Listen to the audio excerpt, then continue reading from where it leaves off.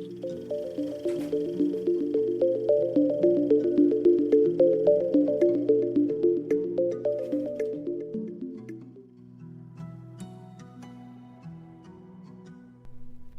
met him first, say, in 1929, through the intervention of a friend of mine, common friend, who asked Mr. Gandhi to see me, you see.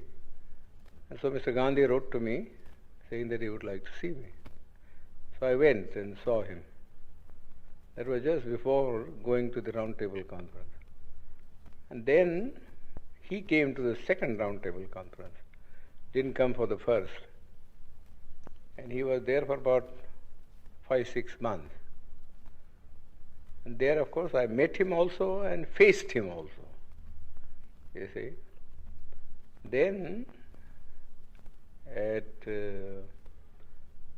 once thereafter, he also, after the signing of the Pune Pact, you see, asked me to come and see him. So I went to see him. He was then in jail, you see. But that's all the time that I have met him.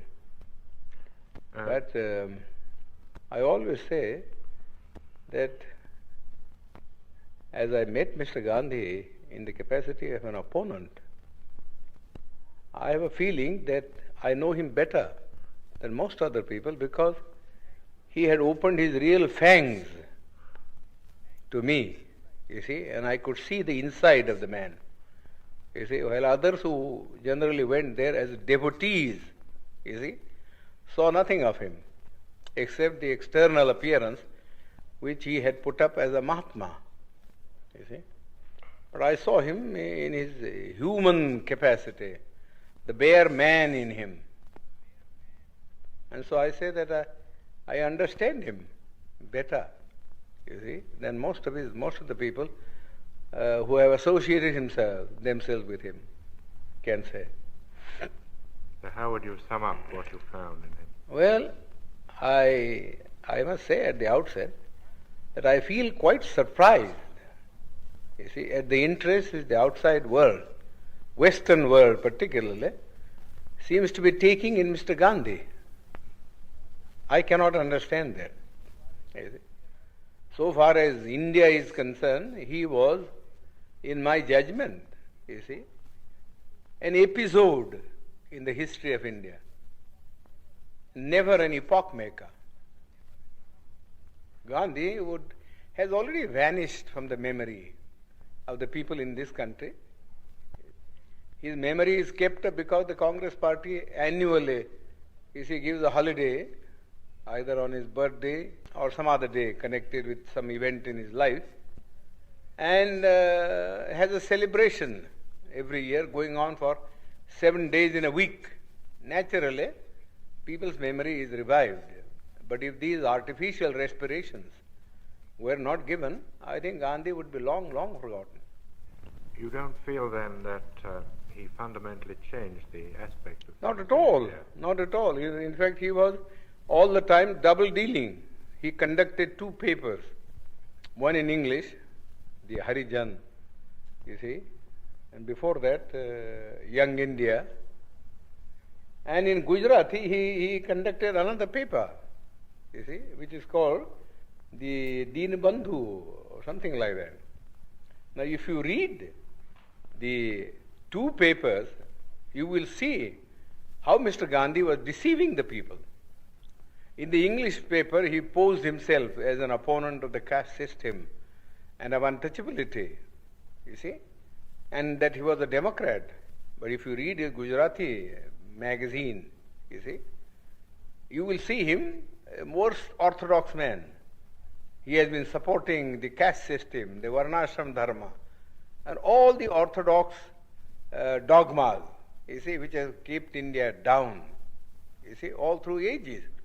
In fact, somebody ought to write Mr. Gandhi's biography by making a comparative study of the statements made by Mr. Gandhi in his Harijan and the statements made by Mr. Gandhi in this Gujarati paper.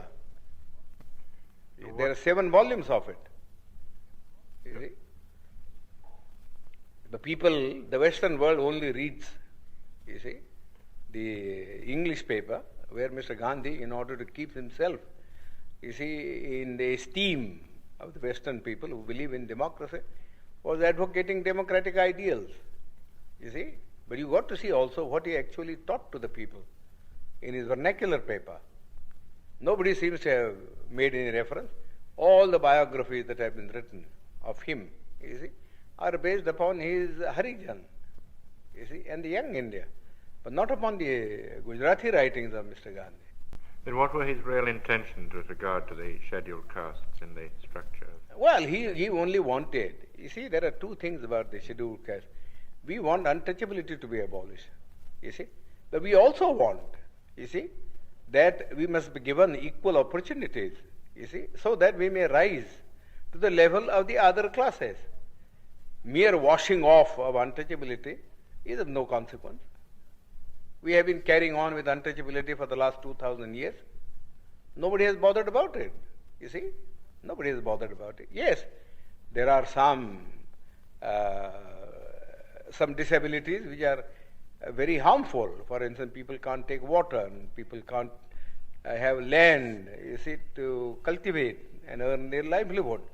But the other things which are far more important, you see, namely that they should have the same status, you see, in the country, and that they should have the opportunity to hold high offices, so that not only their dignity will rise, but also they will get what I call strategic positions from which they could protect their own people. Mr. Gandhi was totally opposed.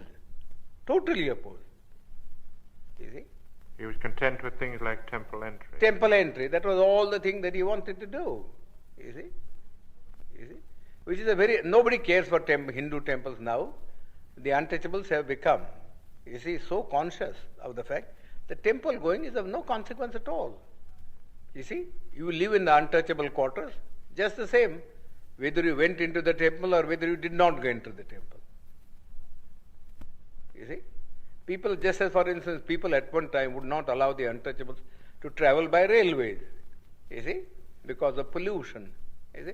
But now they don't mind, because the railways won't make any separate arrangement. But because they travel together in the train, it doesn't follow, you see, that their life in the villages vis-a-vis the Hindus has in any sense changed, you see. Whenever the Hindu and the untouchable alights at a railway train, you see, they assume their old robes, you see. So you would say Gandhi was an orthodox Hindu? Yes, he was absolutely an orthodox Hindu, you see. He was never a reformer, you see. And he has no dynamics in him, you see. All this talk about untouchability was just for the purpose of making the untouchables drawn into the Congress. That was one thing, you see. And secondly, you see, he wanted that the untouchables should not oppose his movement, you see, of Swaraj. You see, I don't think beyond that he had any real motive of uplift. And then do you think that political independence would have come without Gandhi? Oh yes, I am sure about it. It might have been in slow degrees, but I personally myself think that if Swaraj had come in slow degrees in India, it would have profited the people better. You see, for each community or each group, you see, which is suffering from many of these disabilities, you see, would have been able to consolidate itself at each stage of the transfer of power from the British. You see, today the whole thing came as a flood. You see, people were unprepared. And I always think that the Labour Party has been the most stupid party in England. Was it Gandhi who was too impatient, or the Congress Party? Was he? No, personally, I do not know how suddenly Mr. Attlee agreed, you see, to give independence. That's a matter of secret which Mr. Attlee one day, I think, will disclose in his autobiography, how he came to do that, you see, because nobody ever expected. It is such a sudden change of front. Nobody ever expected.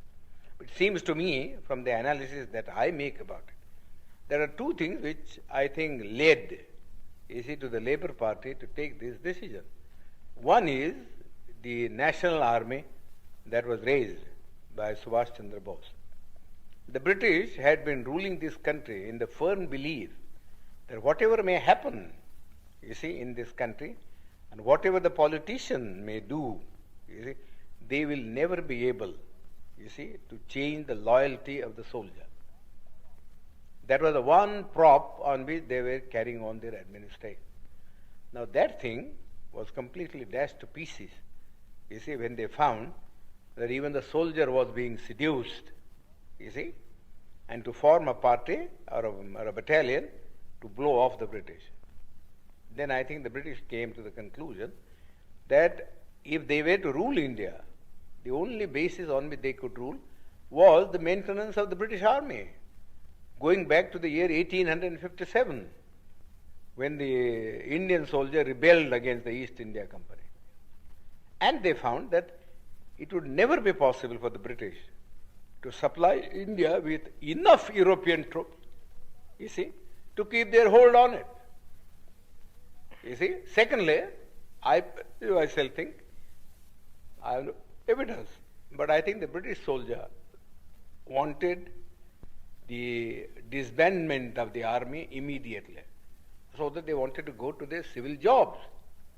You see, you know how much indignation there was at this gradual disbandment of the army, because those who were not disbanded felt that those who were disbanded were going to take their jobs. What's going to happen to them? You see? Therefore, they could not, you see, think of having enough of a British army to keep India down. You see? And besides, they had thought, I think, thirdly, that after all, what they gained from India was commerce, and not so much the civil servant salary or the army income. They were small things, and they had better be sacrificed for the sake of keeping something which was much more profitable, namely trade and commerce. Because whether India remained independent or India became, accepted dominion status or something lesser than that, you see, the trade and commerce would go on just the same. I think, personally myself, I have no authority for that, but that is the way the work, the mind of the Labour Party turned. Now, casting your mind back to the Pune Pact, the Eurabda Pact, yes. Can you remember a little of what Gandhi said to you and what you said to him? Oh, I know it very well. I know it very well. You see, the British government had, in the original award which MacDonald had given, you see, had accepted my suggestion. I said, look here, the Hindus want, you see, that there should be a common electorate, so that there will be no separatist feeling between the scheduled caste and the Hindus. We think that if you have a common electorate, we would be submerged, you see, and the nominees of the scheduled caste who would be elected, who would be really slaves of the Hindus, not independent people. Now, I told Mr. Ramsay MacDonald that this is a sort of a thing, you see, that he might do. Give us a separate electorate, you see, give us a separate electorate, and also give us a second vote in the general election, you see, so that Gandhi cannot say that we are separated in point of election. First of all, my contention was this, that for 5 years, you see, we live separately from the Hindus, with no kind of intercourse or intercommunication, you see, of a social or a spiritual sort, you see. What can one day's cycle of participation, you see, in a common electorate do to remove this hardened crust, you see, of separatism, which has grown for centuries? It's a foolish thing to think that if two people vote together, you see, in a common polling booth, you see, that their hearts are going to change. It's nothing of the kind. Mr. Gandhi has got this madness in him. Well, let this be satisfied, you see, by this kind of a system. Give the untouchables 2 votes, you see, and give them a population representation of ratio, so that the weightage would be in terms of votes and not in terms of representative, so that the Gandhi and others may not complain. You see, that Ramsay MacDonald accepted. You see, the award was really my suggestion. I wrote to him a letter from Naples, you see, that this is what I would like him to do, you see, so that there may be no trouble. This is exactly what he did. You see, gave us a separate elected and also a vote in the general elected. You see, but Gandhi didn't want that we should send our two representatives. You see, therefore he didn't want the separate elected part of the award, and went on fast. You see, went on fast.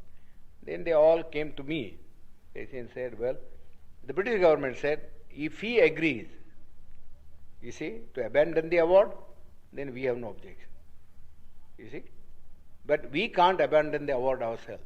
We have given the award, we have taken all things into consideration, and we think this is the basis. You ought to read Ramsay MacDonald's letter. It's a very clear statement that we haven't done anything to aggravate the separation. You see, in fact, we are trying to bridge it up by bringing the two sections together in a common electoral roll. But Gandhi's object was that we should not get, you see, free, independent representation.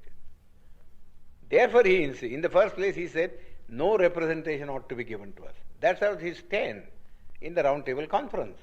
You see, he said, I recognize only three communities. You see, namely, Hindus, you see, Muslims and Sikhs. These are the only three communities that will have a political recognition, you see, in the Constitution, you see. But the Christians or the Anglo-Indians or the scheduled caste will have no place in the Constitution. They must merge themselves in the general community. That was the stand that he had taken. Well, all his friends, I know, you see, were asking him, how foolish was his attitude. You see, his own friends had quarreled with him on this subject. That if you are prepared to give, you see, special representation to the Sikhs and special representation to the Muslims, who are 1,000 times superior in strength, you see, and political and economic stamina, how can you deny it, you see, to the scheduled caste or to the Christian? You see, he always used to say, oh, you don't understand our problem. You see, that's all he was saying. Alexander even, who was a great friend of his, had a serious quarrel with him, as he told me. Then that French woman, who was his disciple, I forget her name now, you see, she also had a great quarrel with him. That we don't understand this attitude. Either you say, we won't give anything to anybody. Let there be just a common role. You see, then we can understand that that's a democratic thing. You see, but to go on saying that you will give it to the Muslims, you see, and you give it to the Sikhs, you see, but not to the scheduled caste, seems absurd. You see, he could give no answer. He could give no answer. So we suggested this method. He also didn't, in the beginning, when he wrote a letter, Ramsay, he said, no, the scheduled caste should have nothing. No representation, you see. Then his own friend said to him, this was asking for too much. You see, nobody would support you in this matter. Then Malviya and others came to me and said, well, could you not help us to solve this problem? You see, I said, well, I don't want to solve this problem by sacrificing what we have been able to get from the British Premier. So you went to Pune? As I said, I suggested alternative formula. And that formula was that I am not prepared to give up the separate electorate, but I am prepared, you see, to modify the thing. You see, in this way, namely, that the candidates who would stand in the final election on behalf of the scheduled caste should be first elected by the scheduled caste themselves. Sort of a primary election, you see, and that they should elect 4 people, you see, 4. And the 4 then should stand in the general electorate, you see, and let the best one come, you see, so that we get some assurance that you don't put up, you see, your own nominees, you see, but that we do get people who will express our voice in the parliament. That Mr. Gandhi had to accept, so he accepted that, you see. Of course, we had the benefit of it only in one election, in 1937. You see, there you will see that the federation swept the poll. Gandhi was not able to get a single candidate of his party elected. Well, did he bargain very hard at the end of his fast? Oh, of course. He bargained and bargained. I said nothing doing. You see, I am prepared to save your life. You see, provided you do not make hard terms. You see, but I am not going to save your life at the cost of the life of my people. You see, this is too much. I have how much I have labored. You see, in all this, I know very well, and I am not going to sacrifice your whim, sacrifice our people's interest just for the sake of satisfying. Yours is a whim. You see, how can one day's common election alter the situation? Simply cannot alter the situation. So what did he say to that? He couldn't say anything. You see, he couldn't say anything. He was very much afraid, you see, that the scheduled caste would be a sort of as independent a body as the Sikhs and the Muslims were, and that the Hindus would be left alone to fight a battle against the combination of these three sections. That was what was at the back of his mind, and he didn't want the Hindus to be left without any allies. So really, he worked entirely as a politician. As a politician, he was never a Mahatma, and I refuse to call him Mahatma. You see, I've never in my life called him Mahatma. He doesn't deserve that title, not even from the point of view of his morality. You see,